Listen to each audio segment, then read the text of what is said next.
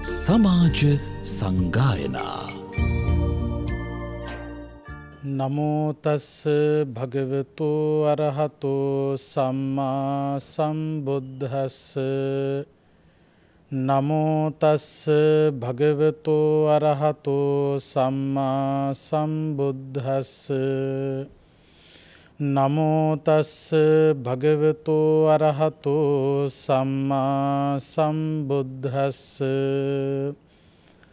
ධම්මෝ හවේ රක්ඛති ධම්මචාරී ධම්මෝ සුචින්නෝ සුඛමාවහාති. ඒසානි සංසෝ ධම්මේ සුචින්නේ න දුක්ගතින් ගච්ඡති ධම්මචාරී.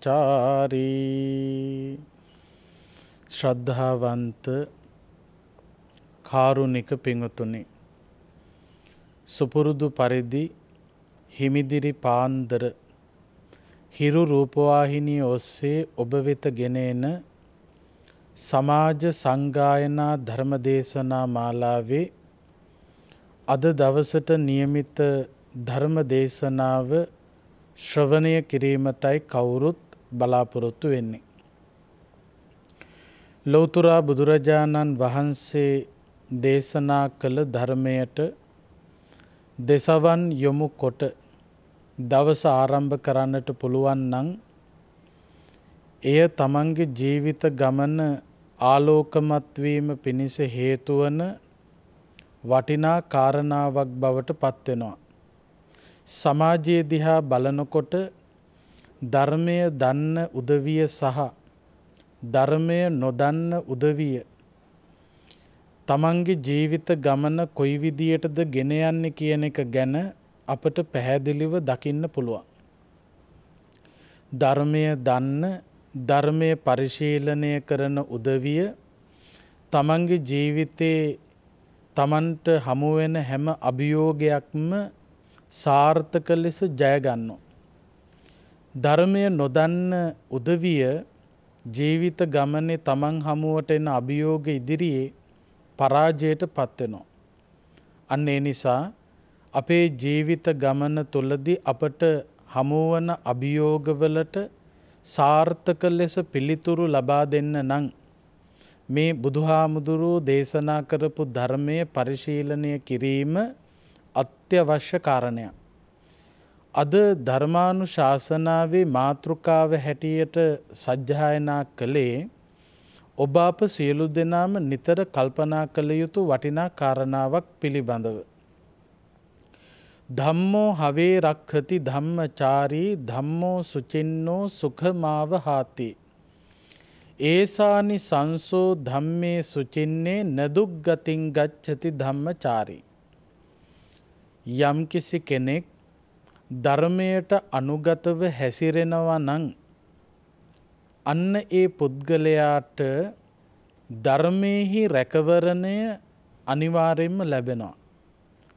ධර්මයේ හැසිරෙන පුද්ගලයාව ධර්මය විසින් ආරක්ෂා කරනවා.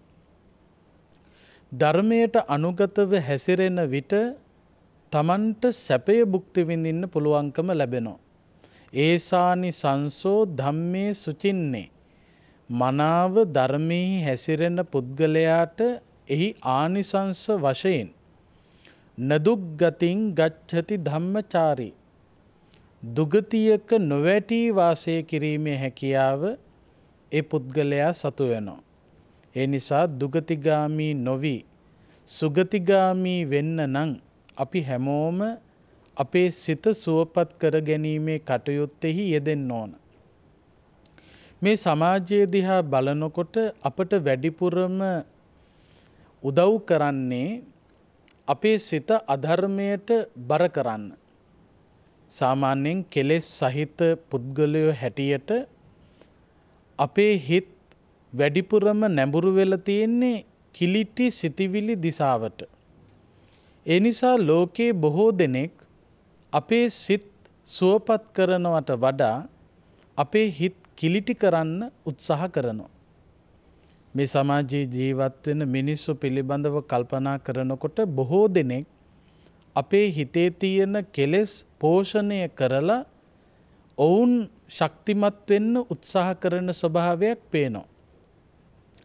මෙන්න මේ නිසාම අපි බුද්ධිමත්ව ප්‍රඥාව මෙහෙයවලා තමන්ගේ හිත තුළ මේ ධර්මය එකතු කරගත්තු බුද්ධිමත්කමක් ගොඩනගාගෙන කටයුතු කරන්න මහන්සි ගන්න ඕන. ඒ සඳහා හොඳට පැහැදිලි කරන්න පුළුවන් වටිනා කතා ප්‍රවෘත්තියක් තියෙනවා. බුදුහාමුදුරුවෝ දේශනා කරපු සූත්‍රයක් තියෙනවා දුබ්බන්නීය කියලා සූත්‍රයක්. සක්‍ර දේවේන්ද්‍රයාගේ ආසනය ගැන මේ ඇතු අහලා තියෙනවා. සක්‍ර දේවේන්ද්‍රයාගේ ආසනය තමයි පාණ්ඩු කම්බල ශෛලාසනය. දවසක් සක්‍ර දේවේන්ද්‍රයා මේ පාණ්ඩු කම්බල ශෛලාසනයේ නොමැති වෙච්ච වෙලාවක මේ පාණ්ඩු කම්බල ශෛලාසනයෙහි එම නැත්තම් සක්‍ර දේවේන්ද්‍රයාගේ ආසනයෙහි එක්තරා යක්ෂයෙක් ඇවිල්ලා වාඩි වුණා. මේ යක්ෂයාගේ ස්වරූපය අටුවාවේ සඳහන් වෙනවා පිච්චිච්ච ලී කොටයක පාට සහිත මිටි සිරුරක් තියෙන මහා උදරයක් තියෙන යක්ෂයෙක්. මේ යක්ෂයාගේ පෙනුම දුරු වර්ණයි. දකින්න කෙනෙකුට පිළිකුල ඇතිවෙන දර්ශනයක්. දුරු වර්ණ පෙනුම තියෙන ඒ වගේම දුර්වල යක්ෂයෙක් තමයි මේ පාණ්ඩු කම්බල ශෛලාසනයේ ඇවිල්ලා වාඩි වුණේ.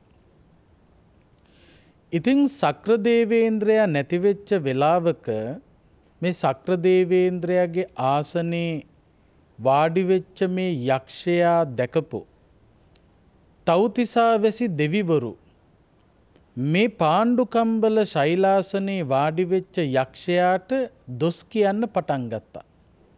බැන වදින්න පටන් ගත්තා. අවමන් කරන්න පිළිකුල් කරන්න පටන් ගත්තා.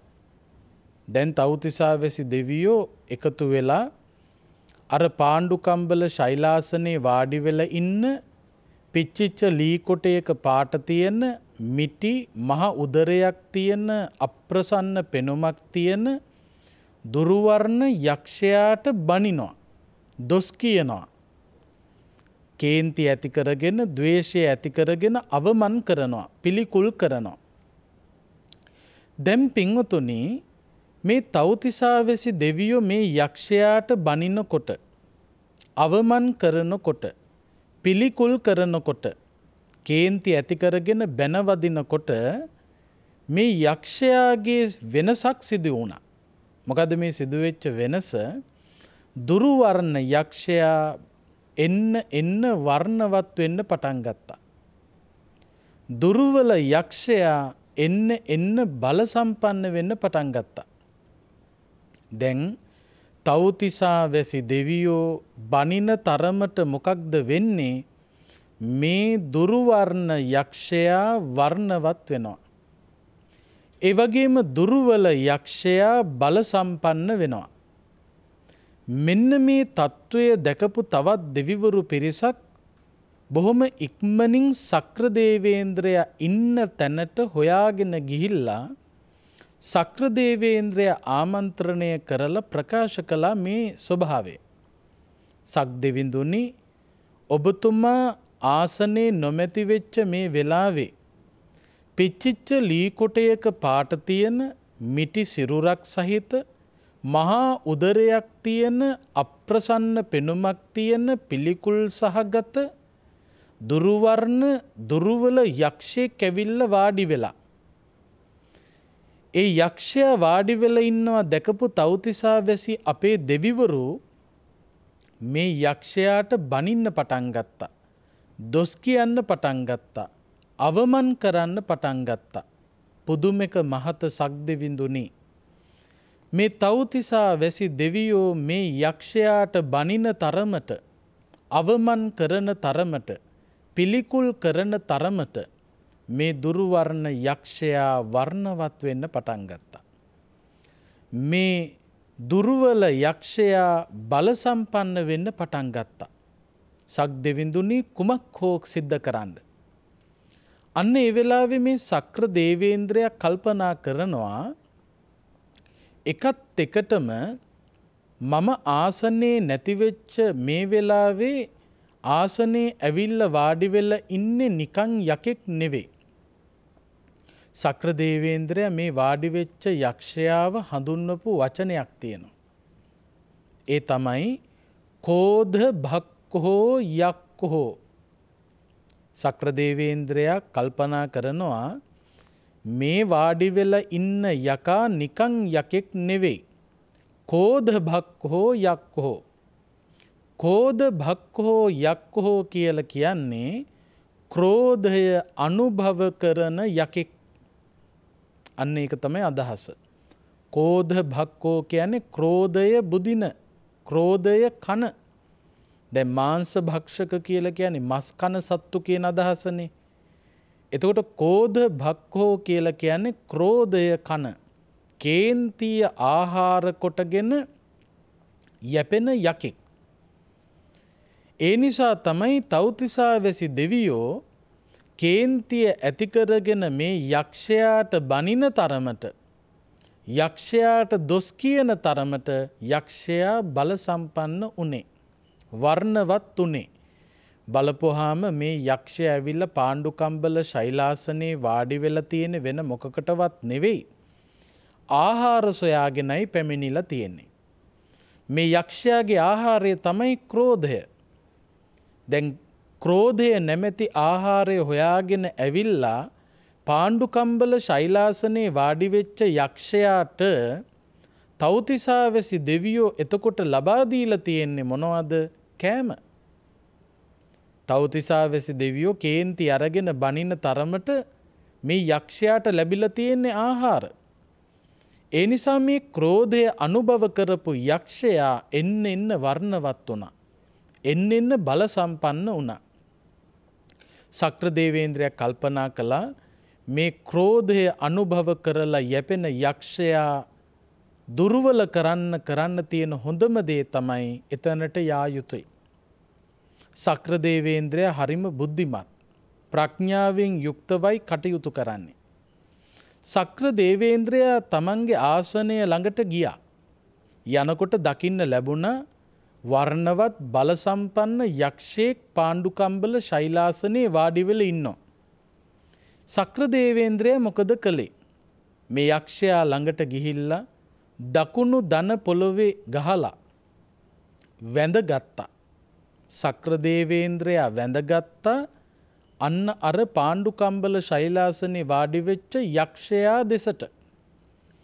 වැඳගෙන පින්වතුනි සක්‍රදේවේන්ද්‍රයා මේ යක්ෂයාව ආමන්ත්‍රණය කළා ස්වාමීනී කියලා. එතකොට සක්‍රදේවේන්ද්‍රයා කේන්තියක් ඇති කරගත්තෙත් නැහැ, තරහාවක් ඇති කරගත්තෙත් නැහැ. කරුණාව ඇති කරගෙන, මෛත්‍රිය ඇති කරගෙන, කලබල වෙන්නේ නැතුව ස්වාමීනී කියලා ආමන්ත්‍රණය කළා. දන ගහලා වැඳගෙන. වැඳගෙන සක්‍රදේවේන්ද්‍රයා 3 වතාවක් තමන්ව කරුණාවෙන් හඳුන්වලා දුන්නා. ස්වාමීනී මම සක්දෙව් රජු වෙමි.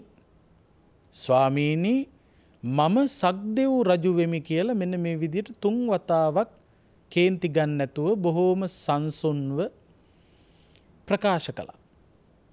සංසුන්ව කරුණාවෙන් මෛත්‍රියෙන් තමන්ව හඳුන්වා දෙනකොට වැඳගෙන මේ යක්ෂයාගේ වර්ණවත් ගතිය නැවත නැති වෙලා දුර්වර්ණ පෙනුම ඇති වුණා. බල සම්පන්නකම දුර්වල වෙලා බලයක් නැති යක්ෂයෙක් බවට පත් වුණා. කොච්චර දුර්වල වුණාද කියනවා නම් මේ යක්ෂයා පින්වත්නි ආසනයෙන් අතුරුදහන් වෙලාම ගියා. දැන් එතකොට බලන්න මේ කතා ප්‍රවෘත්තියෙන් අපිට ගන්න ලැබෙන ආදර්ශය. දැන් මේ සක්‍රදේවේන්ද්‍රයා සහ මේ යක්ෂයා අතර සිදුවෙච්ච සිදුවීමක්. දුබ්බන්නිය සූත්‍රය සංයුත්ත නිකායේ සක්ක සංයුත්තේ සඳහන් වන සූත්‍රයක්. එතකොට මේ සූත්‍ර දේශනාවේ කතාව පිළිබඳව කල්පනා කරනකොට අපට වටිනා පණිවිඩයක් මේ කතාව ඔස්සේ ලබා දෙනවා. දැන් අපි මේ ධර්ම දේශනා පවත්වනකොට විවිධ අදහස් වලින් යුක්ත විවිධ මතවාද වලින් යුක්ත උදවියට නෙමේ බණ කියන්නේ. සමහර උදවිය මේ වගේ කතා පිළිගන්නේ නැහැ. ප්‍රතික්ෂේප කරනවා. මේ මොන බොරු කතාද කියලා ප්‍රතික්ෂේප කරනවා. තව සමහර උදවිය මේ කතා පිළිගන්නවා. දැන් පිළිගැනීම හෝ නොගැනීම කියන එක තමන්ගේ බුද්ධි මට්ටම අනුව තීරණය කළ යුතු කාරණාවක්. නමුත් මේ කතාව ඔස්සේ ඔබට දෙන පණිවිඩය තමයි අතිශයින්ම වැදගත් වෙන්නේ. මෙන්න මේ විදිහට යක්ෂයෙක් ආවද, ඒ යක්ෂයා කේන්තිය කෑවද, කාලා මේ කියන විදිහට වර්ධනය වුණාද, ඊළඟට සක්‍ර දේවේන්ද්‍රය ඇවිල්ලා දන ගැහුවද, දන ගැහුවනම් අහසේ කොහෙද දන ගහන්නේ, එහෙනම් පොළවේ පැය ඉන්න යක්ෂයාට සක්‍ර දේවේන්ද්‍රය ඔහොම වඳීද, මේ විදිහට විවිධ ගැටලු මතුවෙන්න පුළුවන්. ඒවා එක්ක ගැටි ඉන්න කාලය වෙන් කරන්න එපා. මොකද හේතුව අද අපේ සමාජයේ ජීවත් වන බොහෝ දෙනෙක් කරන ලොකුම වරදක් තමයි නොගැටිය යුතු තැන ගැටෙන්න කාලය වෙන් කරනවා. කවුරු හරි ඇඟිල්ල දික් කරලා ඈත තියෙන දෙයක් පෙන්නකොට ඒ ඈත තියෙන දේ ඇඟිල්ල කෙලවරෙන් බලන්න උත්සාහ කරනවා නම් කවදාකවත් ඒ කෙනාට ඇඟිල්ල කෙලවරෙන් ඒ පෙන්නන දේ දකින්න හම්බෙන්නේ නැහැ. අන්න ඒ වගේ තමයි යම්කිසි කතාවක් එහෙම නැත්නම් උපමාවක් භාවිතා කරගෙන ගැඹුරු කාරණාවක් මතු කරනකොට ඒ කතාව එහෙම නැත්නම් ඒ උපමාවත් එක්ක ඔබ අතිශයින් ගැටෙන්න උත්සාහ කළොත් ඒ කතාවෙන් පෙන්නපු ගැඹුරු විස්තරය ඔබට දැනගන්න බැරුව යනවා. ඒ නිසා මේ කතාවත් එක්ක කවුරුත් ගැටි ඉන්න ඕන නැහැ. නමුත් ඒ කතාව ආශ්‍රය කරගෙන ඔබට මට ජීවිතයට ගන්න පුළුවන් වටිනා පණිවිඩය ගැනීමයි කළ යුතු වෙන්නේ. දැන් මේ ගත යුතු පණිවිඩයට අදාළ වෙන වටිනා කාරණාව තමයි මේ පාණ්ඩුකම්බල ශෛලාසනේ වාඩි වෙච්ච යක්ෂයාගේ ස්වරූපය. දැන් මේ යකා මොන වගේ යකෙක්ද? ක්‍රෝධය අනුභව කරලා යැපෙන බල සම්පන්න වෙන යකෙක්. එතකොට දැන් මේ යක්ෂයා ඇවිල්ලා පාණ්ඩුකම්බල ශෛලාසනේ වාඩි වෙනකොට තව්තිසා වැසි දෙවියන්ගේ හැසිරීම කොයි විදියටද උනේ? තව්තිසා වැසි දෙවියෝ කේන්තිය ඇති කරගෙන බැන වදින්න පටන් ගත්තා. තව්තිසා වැසි දෙවියන්ගේ මේ හැසිරීම නිසා ක්‍රෝධය අනුභව කොට යැපෙන යක්ෂයාට සිදු වුණේ කුමක්ද? යක්ෂයා එන්න බල සම්පන්න වුණා. එතකොට මේ යක්ෂයාව බල සම්පන්න කළේ කවුද? තව්තිසා වැසි දෙවියෝ. එතකොට ඒ බව තේරුම් ගත්ත ප්‍රඥාව මෙහෙवला කටයුතු කරපු සක්‍ර දේවේන්ද්‍රයා ගත්ත ක්‍රියාමාර්ගය මොකක්ද? සක්‍ර දේවේන්ද්‍රයා කේන්තිය ඇති කරගත්තේ නැහැ. කේන්තිය ඇති කරගන්නේ නැතුව මොකක්ද කළේ? මේ යක්ෂයා උවමනාවෙන් සිටින ආහාරය නොදී හිටියා. යක්ෂයා කේන්තිය කන යකෙක්, ක්‍රෝධය කන යකෙක්. සක්‍ර දේවේන්ද්‍රය ඇවිල්ලා මොකද කළේ?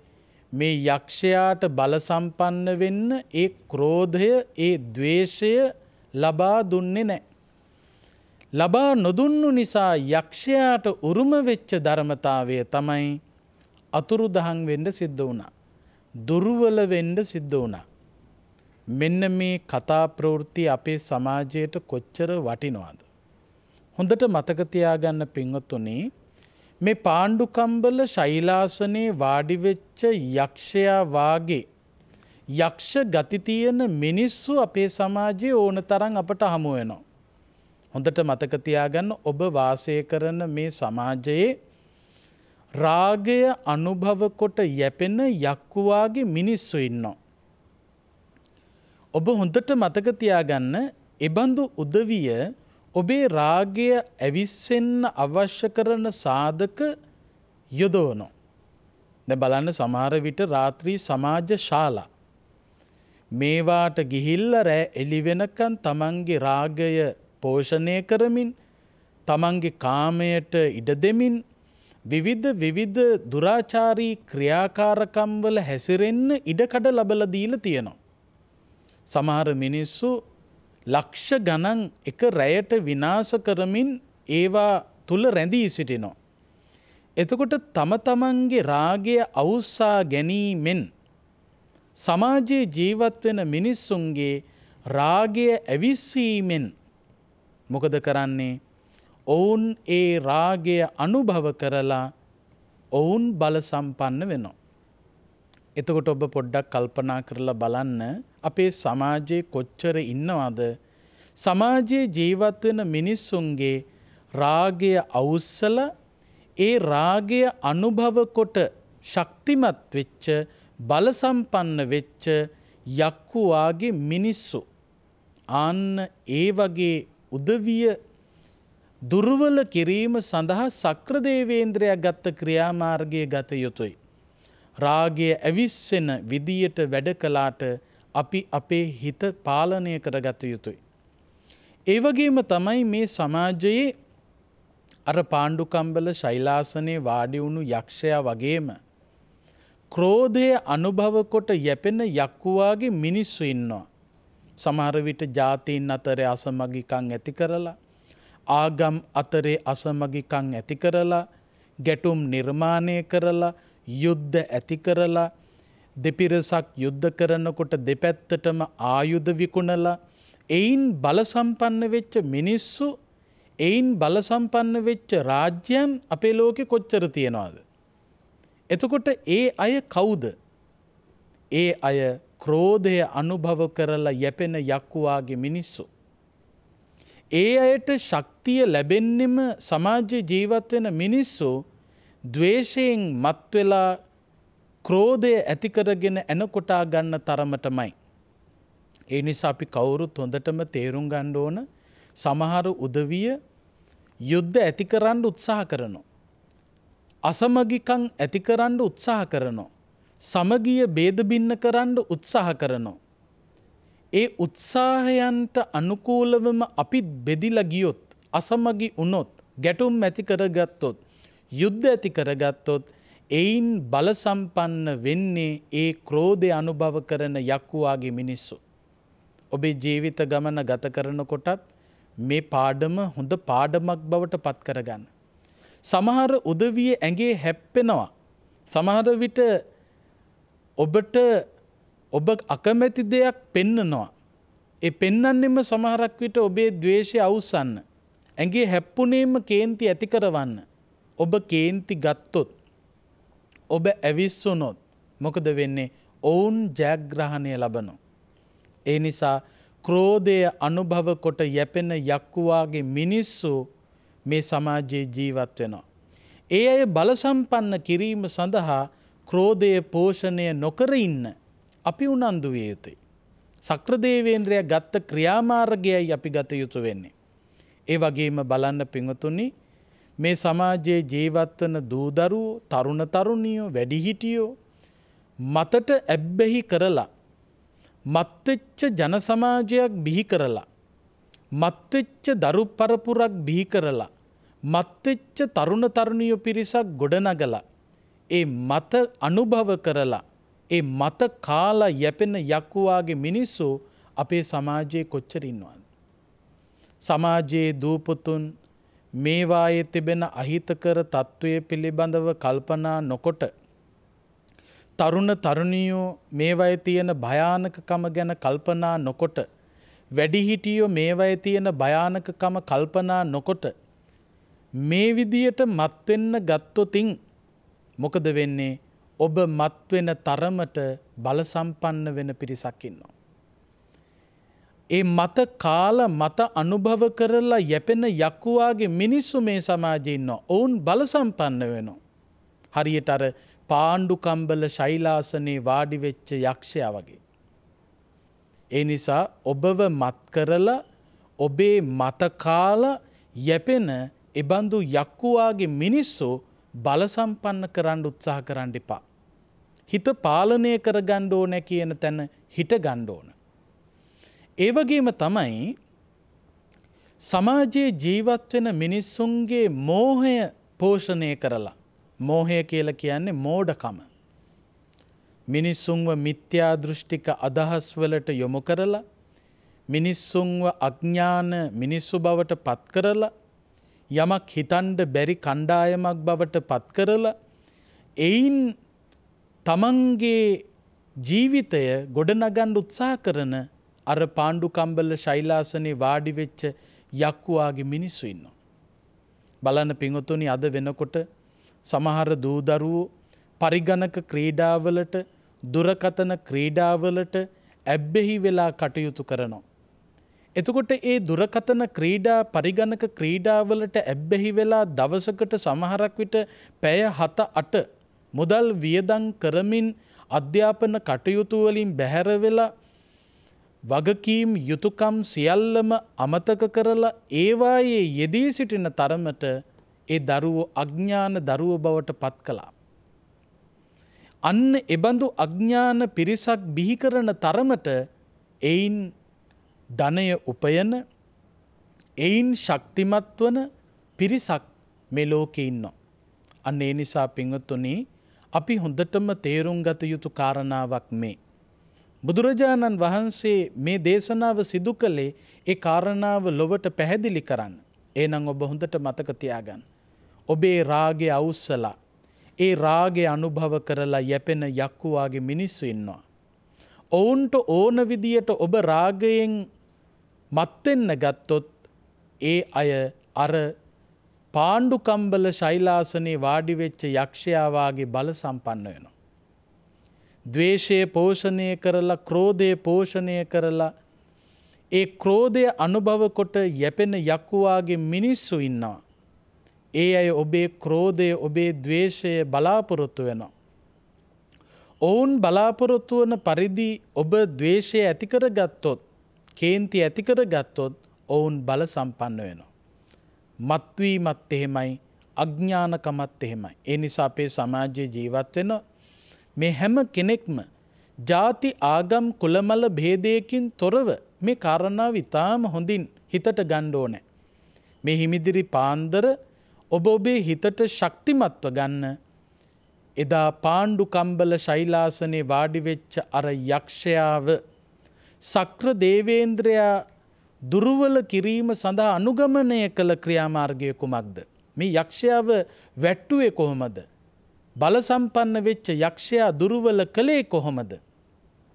අන්න ඒ විදියට රාගය කන රාගය කාලා යැපෙන යක්කුවාගේ මිනිසුන්ව දුර්වල කරන්න රාගෙන් මත් නොවීන්න.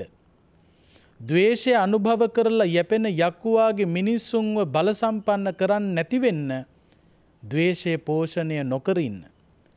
මත යොමු කරලා මත්වෙච්ච සමාජයක් බිහි කරලා එයින් ශක්තිමත් වෙන්න උත්සාහ කරන උදවිය දුර්වල කිරීම සඳහා මත් නොවී ඉන්න. මෝඩකම පෝෂණය කරලා ශක්තිමත් වෙන්න උනන්දු වන පිරිස දුර්වල කිරීම සඳහා ප්‍රඥාව ඉස්මතු කරගන්න. ඒ නිසා රාග, ද්වේෂ, මද, මෝහ ආදී කෙලෙස් සිතුවිලි පෝෂණය කරලා එයින් යැපෙන උදවිය දුර්වල කිරීම සඳහා සිත පාලනය කර ගැනීමේ කාර්යෙහි යෙදෙන්න. සක්‍ර දේවේන්ද්‍රයා ගත්ත ක්‍රියාමාර්ගෙහි යෙදෙන්න. ධර්මානුකූල පදනමක හැසිරෙන්න. ඔබ ධර්මයෙහි හැසිරුණොත් ඒ ධර්මය විසින් ඔබව ආරක්ෂා කරනවා ස්ථිරයි. ඒසානිසංසෝ ධම්මේ සුචින්නේ නදුග්ගතින් ගච්ඡති ධම්මචාරී. ධර්මයේ හැසිරෙන කෙනා කිසිදාක දුගතියකට වැටෙන්නේ නැහැ. ඒ කෙනා සුගතිගාමී වෙනවා. ඒ කෙනා දියුණුවටපත් වෙනවා. ඒ දියුණුව සලස ගන්න ධර්මයේ හැසිරෙන්න මේ උතුම් ධම් දෙසුම ඔබට අපට යහපත පිණිසම ආලෝකයේ පිණිසම සසර දුකින් එතරව උතුම් ධර්මාවබෝධය ලබා ගැනීම පිණිසම හේතු වේවා වාසනාව වේවා කියලා ප්‍රාර්ථනා කරන්න.